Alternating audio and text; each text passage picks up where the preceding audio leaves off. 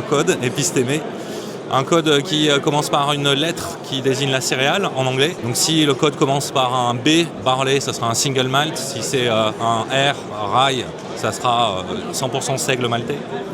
S du grand épeautre. O de l'avoine, voilà, haute. Ensuite il y a le millésime, par exemple R15, c'est du sec de la moisson 2015. Ensuite un petit lettre qui traduit le type d'exploration. Si on a un C par exemple, ça sera casque, donc c'est l'étude on va dire de type de fût, de l'influence du fût. Si c'est un D, ça peut être la comparaison de différents degrés de réduction et c'est l'influence sur le whisky.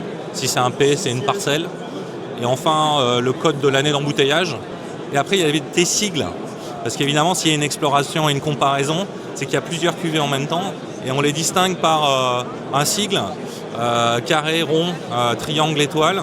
Et en fait, le sigle désigne juste une expression dans l'exploration et donc derrière chaque sigle, selon le type d'exploration, ça ne veut pas dire la même chose. Par exemple, on a sorti un parcellaire où il y avait un carré et un rond. Le carré, c'était la parcelle Montaiguille et le rond, c'était une parcelle de ma ferme, Vulson.